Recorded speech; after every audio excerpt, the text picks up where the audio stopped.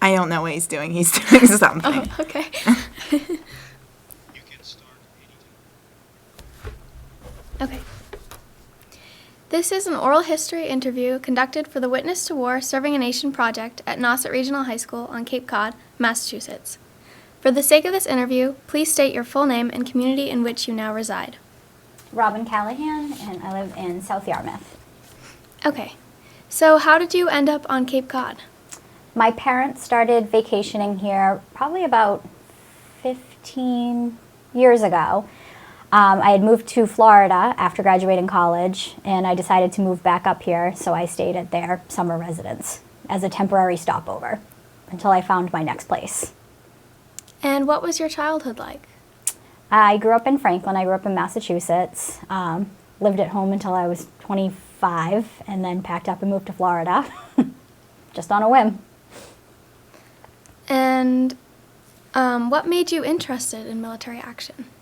I always had an interest in the military. Just something drew me to it. Nobody in my family really served. It's not like there was a history of it. Every time when I was in high school and there would be military fairs going on, I would always go down and talk to each branch that I could just get face-to-face time with. After my fourth year, so my senior year, the recruiter from the National Guard said, "I've seen you here for the past 4 years. You're obviously interested. When are you going to do something about it?" A week later, I swore in. So how did your parents feel about you joining? They were excited but nervous. I'm the youngest of 3, so my parents were a little overprotective of the baby. My mom said, okay, once they said, she's enlisting in the National Guard, she'll never go overseas. And so what kind of training did you go through after enlisting? Because I joined the National Guard, you still go through the same training as the regular Army would go through. So after I graduated from high school, I shipped off to basic training or boot camp, which was in Fort Jackson, South Carolina, which was 8 or 9 weeks long, that you go through physical training, mental training, classroom training, everything you could possibly think of. And then at the end, you graduate. Your next phase is your job training. So when you first enlist in the military, you have to take a test which gives you different jobs that you qualify to attend school for. So you then move on to your job training. My job training was to be a truck driver. So how long did the training last? Basic training was about 8 to 9 weeks, and my job training was 6 weeks. And what was your first day of service like? So the first day was the day that I swore in, which was, it was a week after I turned 18. I was still a senior in high school. Terrified. I had no idea what I really signed up for. The first day I actually reported, I went to my unit, which was located in Bourne, still in high school, and people ranged from age 18 to 50. I had no idea what I was getting into, and just seeing everybody run around in the military way was all new to me. So it was very terrifying and exciting. What was it like to be involved in war? Like I said, I never thought it was something that would happen. When I enlisted, the National Guard was just strictly for homeland, hurricanes, snow removals, things like that. Then September 11th happened, and that's when the Guard's role really changed, and the units started getting deployed overseas, which was scary because it's something we never thought was going to happen. So we had about 2 years of training to try to prepare us for these types of things. So it was a little terrifying, not knowing what to expect. I was 21 when we got deployed overseas, and 21 is still very, very, very, very young to do something like that. It was my first time ever being away from home. So what was your first day in Kuwait like? It was terrifying as well. I'll never forget the day that the plane landed. We took a civilian flight. It was just like a regular commercial flight if you were flying anywhere. We were the only people on the plane. But the pilot came over and told the flight attendants to put on their bulletproof jackets, get their gas masks ready, things like that, as the plane was landing. That's what we're hearing. So that's a little terrifying. We don't know what we're landing into at that time. But it was just like a normal airport, pretty much. So it was not what I had expected, to see kind of like a little city getting off the plane and getting into like a little city, which was Kuwait. It was how people come in and come out of the country. So that first day, we got off the plane. They put us in a tent with no equipment, no beds, nothing, and just about 50 of us just thrown into this tent to sit there and wait until we got our next orders. And what were the different jobs you had? My official job was a truck driver, so I drove dump trucks of various sizes, specifically a 20-ton dump truck, between a 20-ton dump truck and a 5-ton dump truck. My unit were engineers, so we would build things. We would build roads, we would build helicopter pads, we would build parking lots, things like that. Things like you see people just around the town doing. So my unit also operated heavy equipment, which is front-end bucket loaders, bulldozers, things to level the ground off, graders, scrapers. So we all got cross-trained on those different types of pieces of equipment. And how were women treated differently than men in service? My unit actually did not allow females until the mid-90s. Women were not allowed to be in that unit until then. The first woman didn't arrive until probably 97, 98, and I enlisted in 99. So I was one of the first women to be in my unit. There were 12 of us. Out of 12 women and 140 people were in the unit. So we were an extreme minority, to say the least.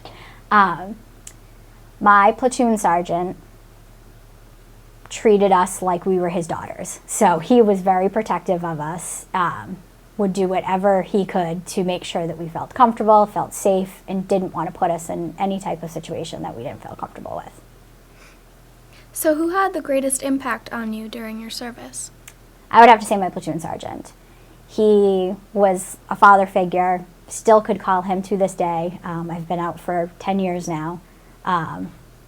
He helped me a lot. As I said, I was the baby growing up in my family, very sheltered, I was babied. He helped me grow up a lot, and I got to see the world at that point. So he was a huge, huge influence in who I am today. Do you have any stories about him? Nothing more than I've said. He taught me a lot. If you messed up, he had no problem calling you out and telling you that you messed up. I messed up at one point, and so my punishment was I had to work out and do like manual labor, which is usually what the guys would have to do. The guys were the ones that would have to do that. And he threw me and another girl out there because we got in trouble.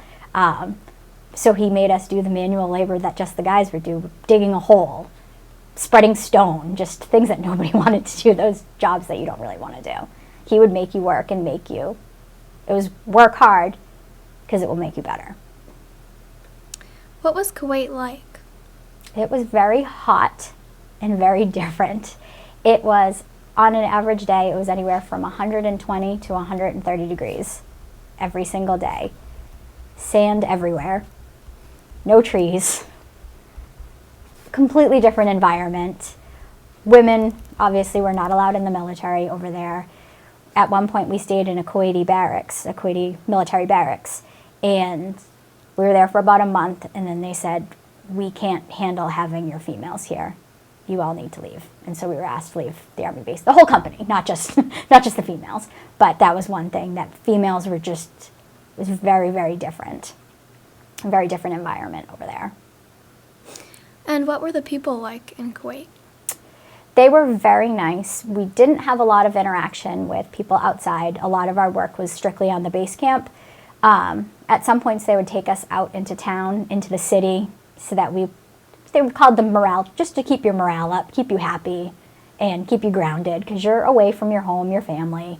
I was gone for 9 months, not to see my family or friends outside people I was in the military with, just to get you out and do things.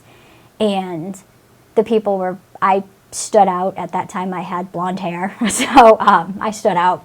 You could tell that I didn't live there. But people were always very, very, very nice and would try to communicate with you in any way they could, even if they couldn't speak English. What were your best memories of war?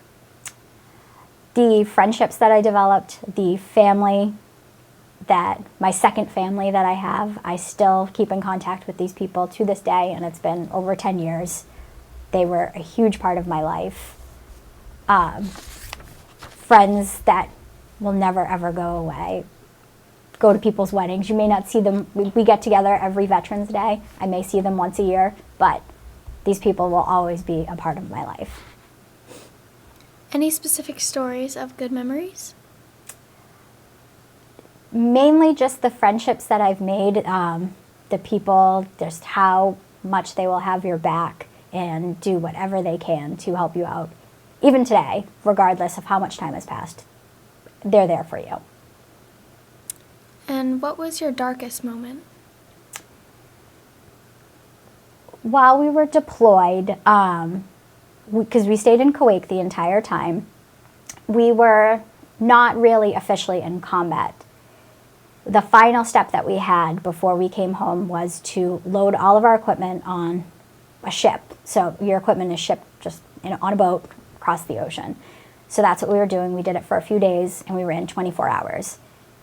2 days before we were getting ready to come home, one of the guys that I was in with was hit by a forklift and killed. So that was the darkest day that we had. What did it feel like when you returned home? It was very different. Being away from your family and friends for 9 months, you forget that their lives went on and you weren't a part of it.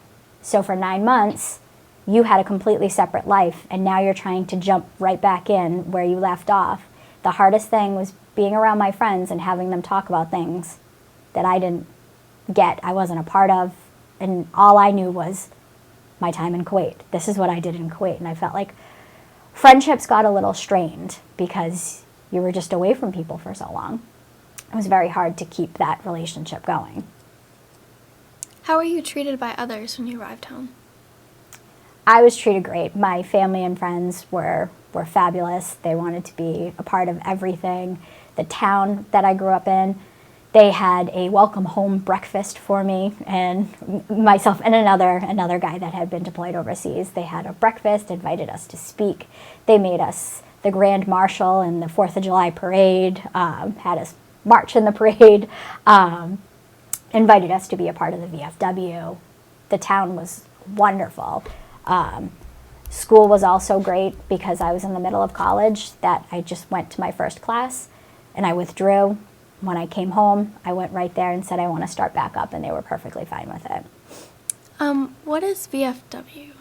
Veterans of Foreign Wars. It's kind of like a club.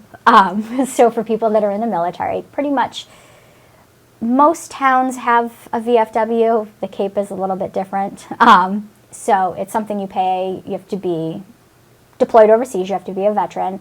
You pay a membership. They have different activities. It's kind of like, the Elks or I'm trying to think, like something like that. Just like a group that you can be a part of. And was this a positive or negative experience being in the military? Positive. Best decision, hands down, I ever made with my life. And how did your military experience impact your life? It helped me grow up. Like I said, I was the baby of my family. My older sister actually passed away when I was 14, so my parents were very, very, very protective of me, wanted to shelter me in any way that they possibly could. This helped me grow up and actually be who I am today. If you could go back in time, would you serve again? Absolutely. And would you have done anything differently? I don't believe so. I think that I'm very happy with the time that I put in. I go back and forth of whether or not I wish I'd stayed in or got out, because I served for 6 years, total of 8, because you do 6 years of active, 1 weekend a month, 2 weeks a year, like I did, and then you do 2 years of inactive, where anybody in the country, any unit, can call you up and say, you're going to war, and you have no choice in it. The only choice you have at that point is, can I re-enlist and go back to my old unit? That's your only choice. Part of me wishes that I did stay in and I didn't get out when I did. Sunday night, the president said he was not going to send any more troops to fight ISIS. And how do you feel about that?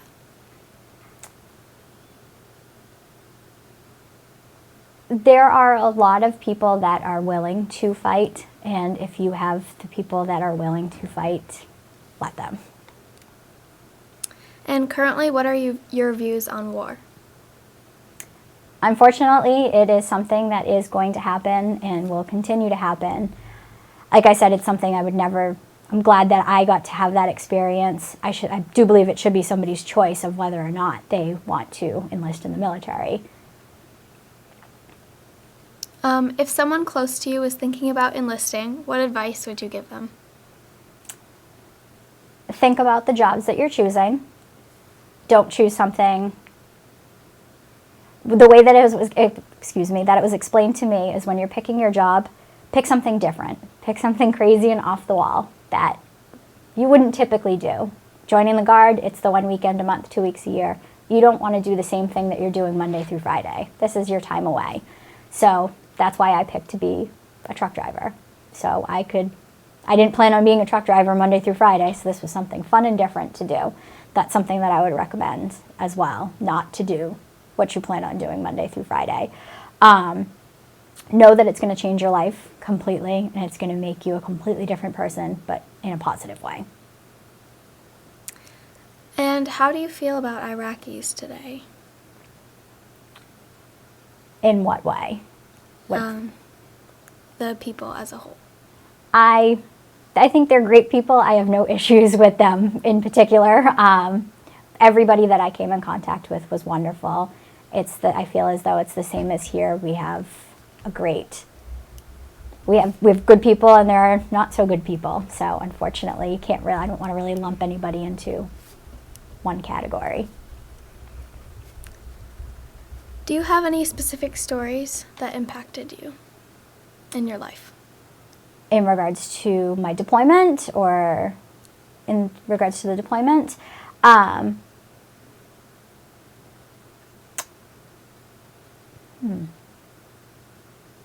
have to think about that one. Nothing that I can think of that jumps out at me. As I said, the relationships, the things that I learned to do, I think that it helped my work ethic. One of the days I just got thrown into a vehicle, not knowing how to drive a stick shift standard truck, and it was just go, make it happen. You're not going to give up, you're just going to make it happen. I believe it made me who I am today, that I don't want to give up, and I'm going to try to do whatever I can to complete the task that was given to me.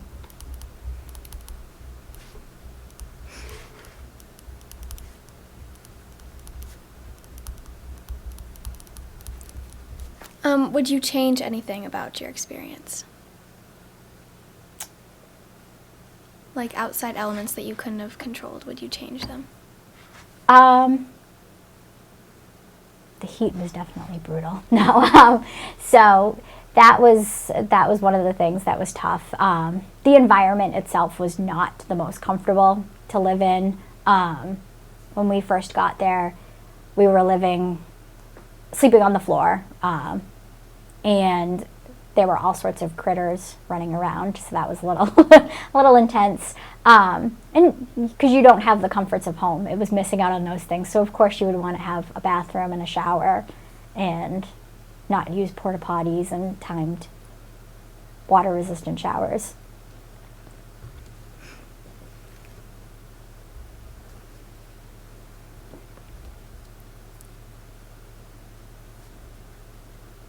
If you were asked to go back to Iraq today, would you?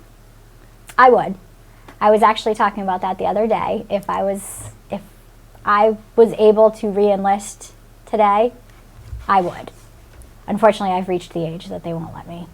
They won't let me back in.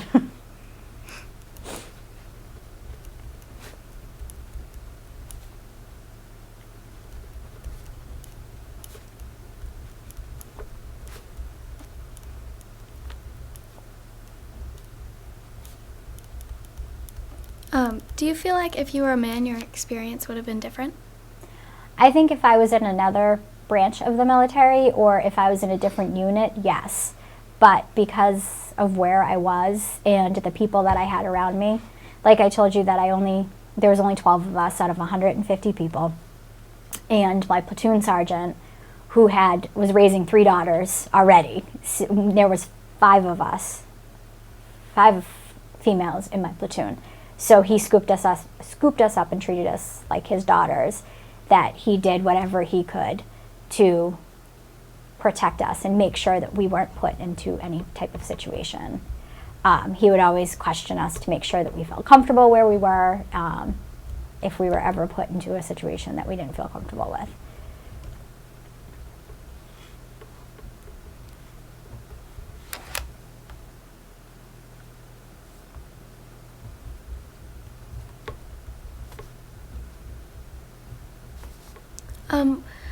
What's it like still being in contact with those in your branch?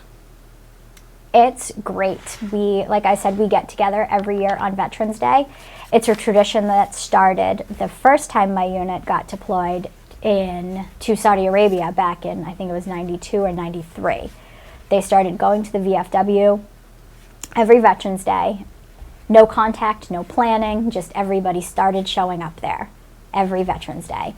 And the tradition has continued on to this day. And now we've got, I like to call them the different generations. You've got the Saudi Arabia generation, you have the Kuwait generation, and my former unit I should call it, just actually did 2 tours in Afghanistan. So you've got 2 more generations of people being a part of this. You get together and you just swap war stories and talk about how things are different and how they're the same. Just in every different ways of how everything is the same. Of not being able to communicate, not having your family around. With technology, it's so much easier, but when I was overseas, you would go to make a phone call, you went to a trailer, and it was just a room filled with payphones. And that's how you would call. They were on a delay. You try to talk to somebody, you have to tell them, this is on a 3-second delay. This is a delay. Hello, hello, hello. It's on a delay. If all those calls were monitored. If somebody said something that they shouldn't have said, every call got dropped. So you're in a room of 20 or 30 people. Somebody could have said something that they weren't supposed to.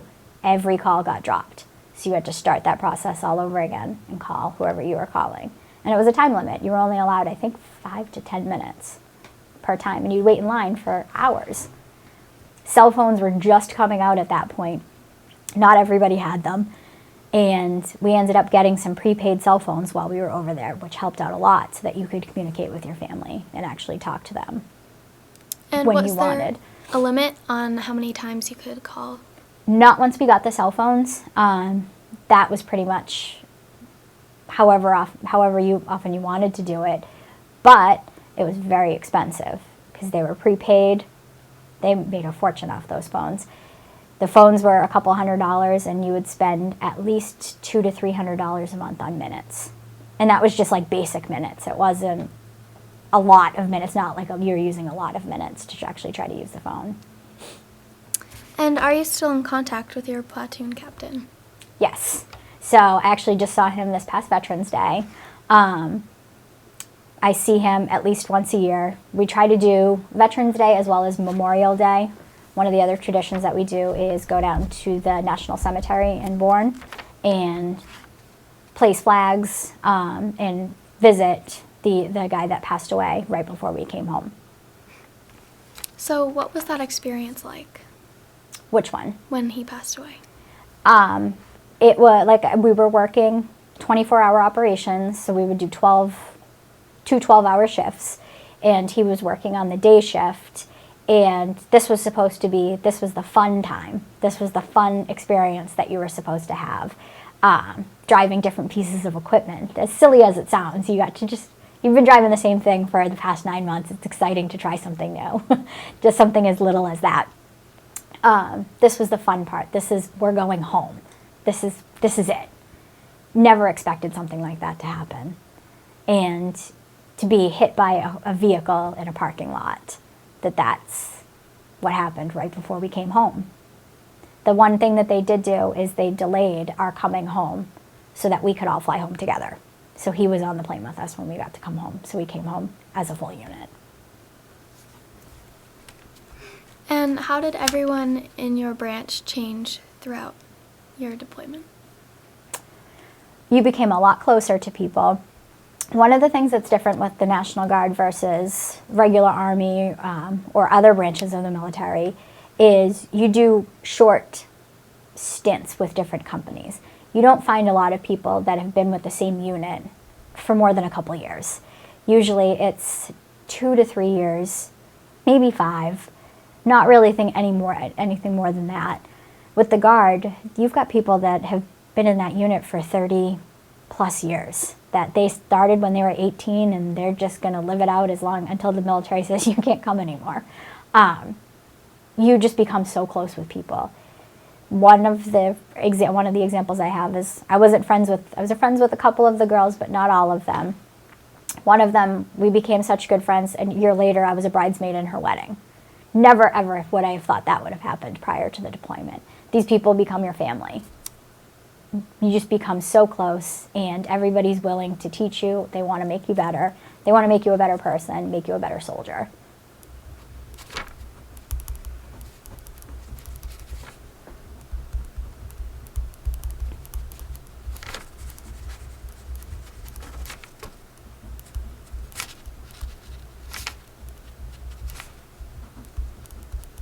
So did this experience change you for the better? Absolutely. I think it made me a stronger person. It made me more independent. I think that if I hadn't been deployed, I wouldn't have moved out of my parents' house soon after college like I did. I would have just stuck it out there as long as possible. Like I said, I packed up after graduating college and moved to Florida. I knew one person and just was, let me try something new. I would have never had the guts to even try something like that without my military experience, to know that I could handle it, to know that I could do that on my own. And how did your views on the military change before and after? The deployment or enlisting? I don't think it really changed as much. The hardest thing for me is that I learned how indecisive the government can be. Our original plan when we got deployed, most people when you get deployed, most soldiers, you know you're going overseas pretty much a year now in advance. You know it's coming. Back when I got deployed, you had probably a month, 2 months notice. My unit, we had 4 days. So we got the call on Tuesday, report Wednesday, we left Saturday.